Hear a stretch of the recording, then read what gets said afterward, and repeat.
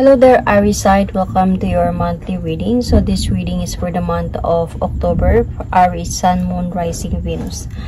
Aries, hindi lahat ng Aries maka-resonate sa reading na to. So takes what resonates and leave the rest. Cross watchers, pwedeng kayo to at hindi sila Aries sign. So put yourself in a situation kung saan kayo naka-resonate. Aries, if hindi kayo naka-resonate sa reading na to, please do check your other placements. Your Sun, your Moon, your Rising, your Venus sign dahil pwedeng doon kayo maka-resonate at hindi dito. So, Aries, October, love reading for Aries, Sun, Moon, Rising, Venus.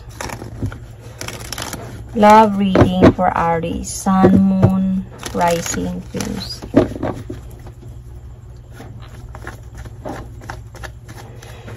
Aries, Sun, Moon, Rising, Venus.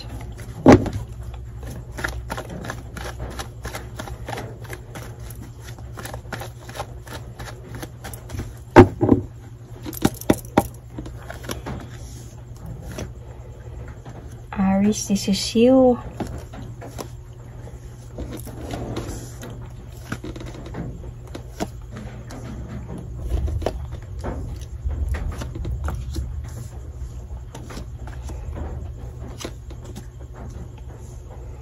Aries, where are you right now? Where you are right now? I think nasa point ka ngayon, Aries, ng pag-move on ng buhay mo. Parang you are having your freedom, having this confident na kaya kong mag-move on, or nasa point ka ngayon na you are enjoying your life. Could be you are single, could be right now.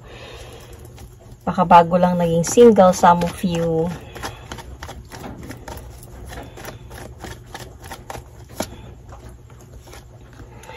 And nagfo-focus ka ngayon sa yung career and finances, could be sa goal mo sa buhay. And parang nasa point ka ngayon na parang gusto mo munang mapag-isa. Gusto mo mag-isip, or sabihin natin na gusto mo muna ng peaceful life in a way. So, some of it, parang nagsusoul-searching ka, kumbaga. Parang gusto mo, ayaw mo nang disturbo.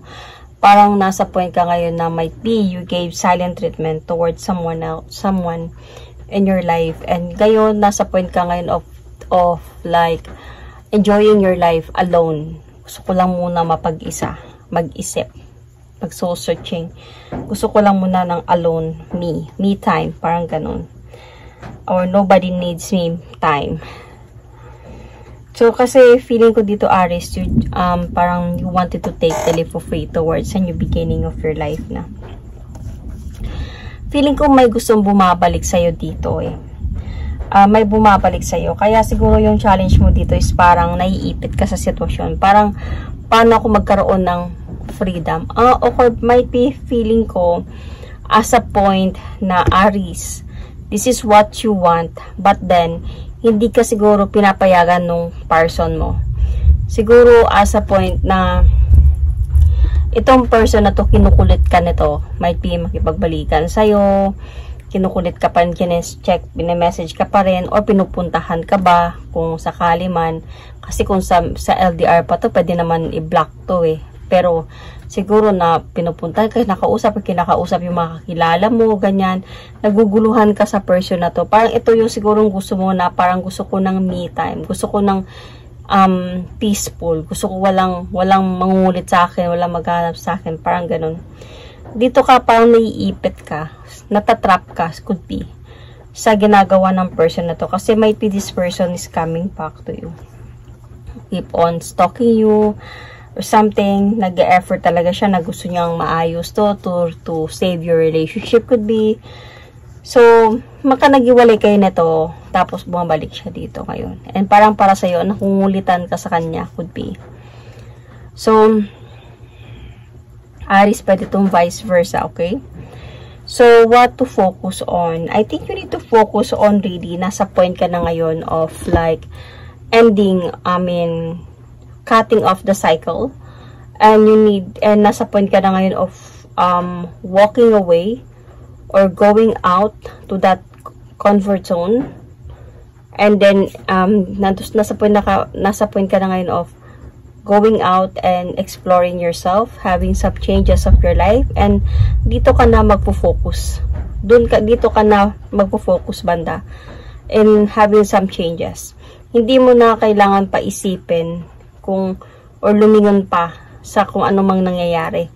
Kailangan mo na lang gawin dito is mag-focus ka na lang doon and to have some changes in your life. Because in the past, itong person na to, feeling ko, this person might be your husband. Might be, meron kayong responsibility ng person to, because may nakikita ko ditong husband, wife energy. So, might be before, you thought that this person is really okay. Then, suddenly, Aries, baka nagbago to. See? Parang nagkaroon siguro kayo ng mga hindi pagkakaunawaan, napagod yung sitwasyon, napagod kayo or ikaw, or baka nasa point ka na iba na naman yung gusto mong mangyari sa buhay mo.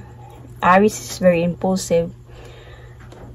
So, umalis ka dito ng kalmado sa sitwasyon na to. And this person, gusto niya talagang bumalik sa'yo. Gusto niya makipagbalikan sa'yo. So, this is someone from the past you're dealing with. So, what is your strength here is, I think your strength here is yung, yung silence. And, yung emptiness could be, the coldness or something. Feeling ko, ito yung pinanghahawakan mo nung time na yun na ikaw yung, siguro ikaw yung sobrang nagmamahal sa person na to. And dumating sa point din na yung person na yun gave you the same way. Naging cold yung connection ninyo, pagsasama ninyo, na bored ba siya or something. Nahirapan, nagkaroon ng mga hindi pagkakaunawaan, nakaramdam ng emptiness and coldness. So, parang dito, ito yung pinanghawakan mo nung time na bumabalik siya. Nag-o-offer sa sa'yo ng new beginning. Parang ito yung pinanghawakan mo na noon nga, ito yung ginagawa mo sa akin. Ngayon, damdamin mo din kung ano yung naramdaman ko nung ginawa mo to sa akin. Parang ganun. So, but feeling ko naman dito, Aries, mahal mo pa din naman itong person na to eh. I can see na mahal mo pa din yung person na to, and parang feeling ko dito nga, baka mapapatawad mo lang din to in the near future. Let's see.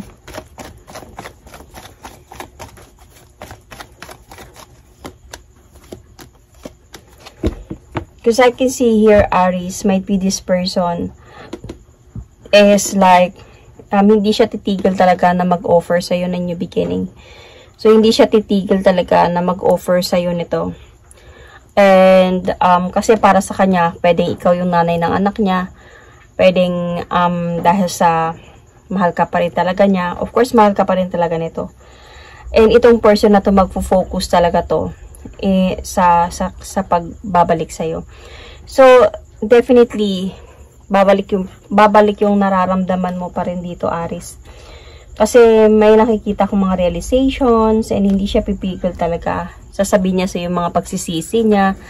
At makikita mo yung effort ng person na to. Kaya in the near future, may nakikita ko na mahuhulog. At mahuhulog ka pa din ulit sa taong ito.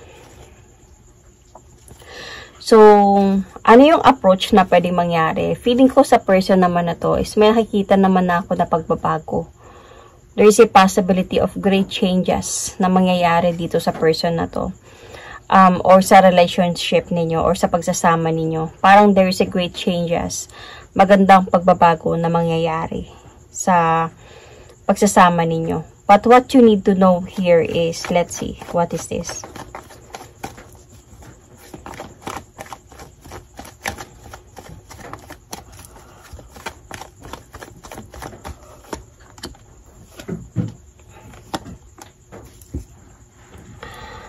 Okay, feeling ko, Aries, ikaw to, na parang palagi kayong magtatalo pa rin nito.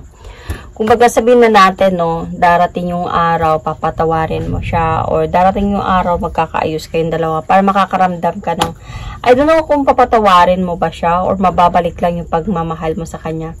Kasi feeling ko, mababalik talaga yung pagmamahal mo dito eh. Parang, magkakaroon talaga dito ng parang, kikiligin ka ulit, or mababalik yung pagmamahal mo. And, but then, nakikita ko pa rin dito, Aries, yung parang meron kang, I don't know kung merong siguro sign sa'yo ng Cancer or Gemini. Baka meron yan sa chart mo. Kasi may nakikita kasi ako dito na magbabago na naman yung isipan mo eh. Or magbabago yung mood mo or something. Kasi parang what you need to know, hindi mo pa rin ito siya tatanggapin. Sabihin natin na magpaparamdam ka sa kanya ng parang may chance, may hope. Pero parang sa point pa rin na mahihirapan pa din siyang kunin ka kahit na mararamdaman niya na meron pang pag-asa to. Parang para sa kanya mahihirapan pa rin siya na kunin ka balik.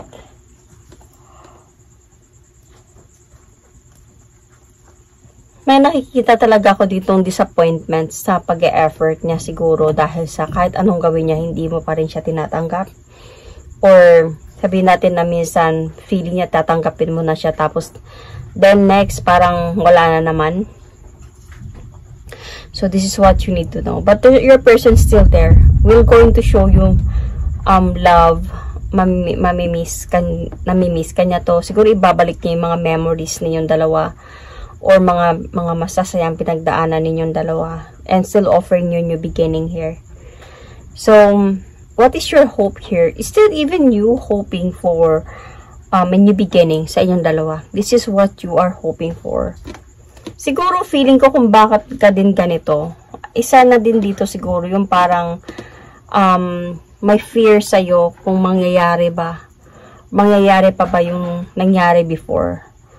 Or may fear sa'yo dito na baka masasaktan na naman ako. Or something. Alam mo, hindi ko talaga nakita dito yung main issue ninyo kung bakit kayo naghiwalay dalawa or hindi nag-uusap. Ang nakita ko lang dito, dumating talaga kayo sa point of like, naging cold na lang yung connection.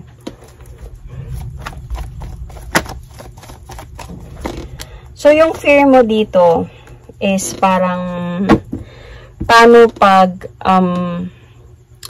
ma-stress ka na naman, you know, paano pag sa point na aalis na naman siya, kung ka-cut off niya na naman yung connection ninyo, gaya ng dati, iwan ka na naman niya sa ere, or magiging malamig na naman yung sitwasyon, paano kung mangyari yun at dahan-dahan na naman kayo na masisira ulit.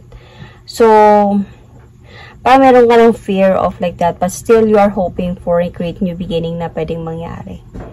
So, I can see here for the potential future kasi meron pa rin ako nakitang cheating in a way. Let's see. Parang feeling ko, Aries, your intuition is already leading you towards the right path. But because you love this person that much, could be, merong part sa'yo na gusto mo pa rin siyang patawarin. But then, at least, hindi pa talaga dito na sabihin natin na natuloy talaga. Diba? Kasi itong person na to, parang maglalakas loob to siya talaga na i-fix yung problem. Feeling ko ganito, yung mangyayari, cheater, Aries, mahihirapan siyang makuha ka balik. Parang hindi siya makapag-antay. So, sabi ko nga, pwede itong vice versa. Okay, Aries, pwedeng kayo to, pwedeng Aries, cross-watchers, pwedeng kayo to, at hindi sila Aries. Kasi parang mapapagod siya dito na ipaglaban itong relasyon na to. Magpapagod siya dito na ipaglaban din yung sarili niya para ipakita sa'yo na nagbago na siya or gusto niyang ayusin, gusto niyang magkaayos kayong dalawa. Parang asa point na makakaramdam siya dito na parang lumalabo yung pagbabalikan ninyo. Parang wala akong nakikita ang magandang outcome dito. At siguro feeling ko through this, hahanap siya ng iba para siguro para sa kanya Kung hindi talaga ako sasagutin ni Aries, dito na lang ako. Parang ganun. Kasi hindi pa naman siya totally na nag-let go. Pero parang hindi niya na-appreciate. Kasi 'di ba dito, sabi ko, parang hindi mo pa din siya tatanggapin. Parang feeling ko magbibigay ka lang sa kanya ng signal na pwede, there's a chance na pwede magkabalikan tayo. Minsan maayos naman kayo nag-uusap, pero minsan hindi naman, walang pag-uusap, parang ganun. So, kasi hindi niya pa nakukuha talaga sabihin na magkabalikan talaga kayo o magsama ng muli or something. So, makakaramdam to siya ng parang pagkalabo ng sitwasyon. And, kahit pa gaano ka siya maglakas loob na i-fix yung problem, makakaramdam siya dito na parang kailangan na lang dapat kong ipaglaban yung sarili ko para makuha ko lang siya. Parang kailangan ko na lang na laging ipoprove ko yung sarili ko para maniwala lang siya sa akin. Parang nakaka-bad trip, parang ganun. Parang mapapa-challenge siya. And siguro through this, maghahanap siya ng other way or maghanap siya ng iba, magkikipag-usap siya sa iba habang hindi mo pa siya binabalikan talaga. So, parang ang nakikita ko dito, Aries, is itong person na to, desidido naman talaga to siya na makipag-ayos sa'yo. Desidido talaga to siya. Ang ano lang dito is yung parang on your part na medyo natatakot ka. Pero itong person na to, siguro kung bakit to siya nagkakaroon na naman ng cheating dito, natutukso ba siya sa iba or nakikipag-usap siya sa iba while coming back to you. Itong person na to siguro na naramdaman or mararamdaman niya dito na parang walang chance na yung sa inyong dalawa. So, Aries, nasa iyo pa din yung decision dito. Pero kasi nakikita ko dito, Aries, hindi, sincere naman siya sa pagbalik niya. Sincere naman siya sa pagbalik niya. Actually, ito nga nakikita ko dito. Siguro in the future na to, nasabihin natin na makakaramdam na talaga siya dito nang wala nang pag-asa to. Parang hindi ayaw na sa akin ni Aries could be. So, kaya ganun siya. Kaya ganun to siya. So, tao lang naman kasi siya Hindi naman siya sabi na perfect na kailangan habang buhay siya susunod-sunod sa'yo. Kasi, this person is a human being, Nagkakamali din to. Gusto niya din na maayos ng buhay. Or something. Hindi ko naman sabihin na binablame kita. Kasi naiintindihan din naman kita sa mga pinagdaanan mo sa person na to. Kung ano man yung mga pinagdaanan mo. Sa mga nangyari before na binaliwala ka na lang niya. Kasi ngayon bumabalik siya sa'yo. So, ang maganda dito, okay, Aries, kung sakali man na mahal mo talaga siya, then sabihin mo, mag-usap kayo. You need to have that deal sa isa't isa. Pero kung sakali man, Aries, na wala ka na talagang balak na tanggapin siya ulit, sabihin mo din sa kanya, prangkahin mo siya. You need to communicate, Aries. Okay? So, I can see signs here. Libra, Taurus, Cancer, Scorpio, Pisces, Taurus, I can see Leo, Scorpio, Aquarius, Capricorn,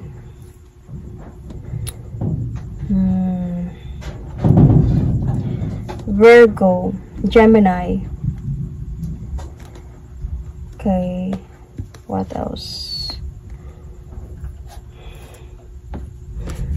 Yeah, yun. So, Sun, Moon, Rising, Venus. I'm going to pull an oracle card for this.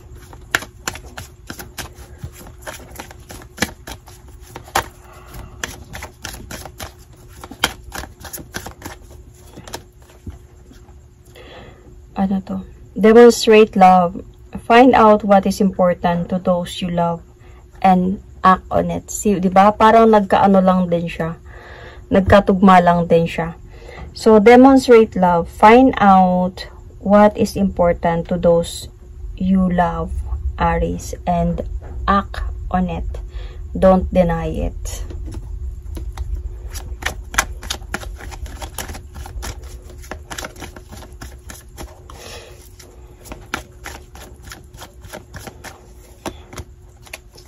see, itong person na to, nakaramdam talaga to siya ng hopeless. Parang feeling niya, as a point na nagsisink siya. And parang feeling niya, nagfo-falling apart yung pag-asa na magkaayos pa kayong dalawa. So, ikaw naman dito pa nakakaramdam ka ng natatrap ka. Kung sasagutin ko ba siya or not anymore. Because even ikaw din, nakakaramdam ka din dito ng magka-despair about what happened before. Anong ginawa niya sa'yo before. So, yun. Ang needed talaga dito is yung communication. You need to connect. You need to communicate to clear everything. Ano yung nararamdaman mo? Bakit mo siya hindi pa sinasagot? So, you need to communicate, Aries. Para maintindihan niya din. Maintindihan ka niya. So, that is my reading for you. Thank you and God bless.